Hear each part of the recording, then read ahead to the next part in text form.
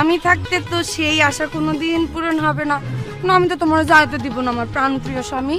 এই খবরদার, তুই আমার জানকে স্বামী বলবি না। ওকে স্বামী বলবো শুধু আমি। সেদিন আলবির বাসায় তুই আমাকে ঝাড়ু দিয়া পিটাইছ, সামনে থেকে সর না কিন্তু তোর লাথে আমি সোজা বানাই ফেলবো। ওরে গুড়া বাচ্চা, একটা কথা কই, মন দিয়া শুনো। হ্যাঁ, ওই দিন তো তোমারে ঝাড়ু দিয়া মারছি, আজকে তোমারে মাইরা আমি হাতটা নষ্ট করতে চাই না। তাই ভালোই ভালোই বলতেছি, আমার স্বামীর থেকে দূরে থাকো, তা না হলে কিন্তু এবার গণধোলাই খাও।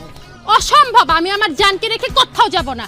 আর গণধোলাই তুই না, আজকে আমি তোকে গণধোলাই খাওয়াবো। ও মা, তাইনি? তাহলে ঠিক আছে, দেখি কে কারে গণধোলাই খাওয়ায়।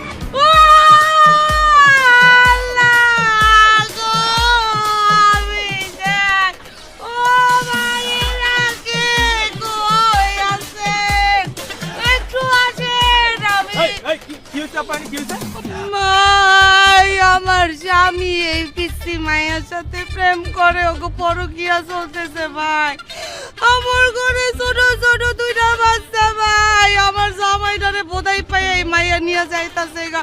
আমার সংসারটা বাঁচান ভাই, এই ডাইনি রাতে আমার জামাইটার একটু আমার হাতে তুইলা দেন ভাই। এই তোরা এমন কাম কত?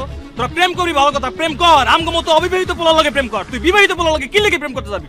এই তোকে লাগিয়া আজকে আমগো দেশে হাজার হাজার মাইয়ের সংসার ভাঙতেছে। আমার বুইন জামাই আমার বুইনেরা রাইখা আর একটা মাইয়া লইয়া বাইকে গেছে। আর তো পাই নাই, আজকে তোরে পাইছি, আজকে তোরে খাইছি। এই ধর আর মার। এই ভাই ভাই ভাই ভাই ভাই ভাই থাক ভাই, মাফ করে দেন, আমি চলে যেতেছি।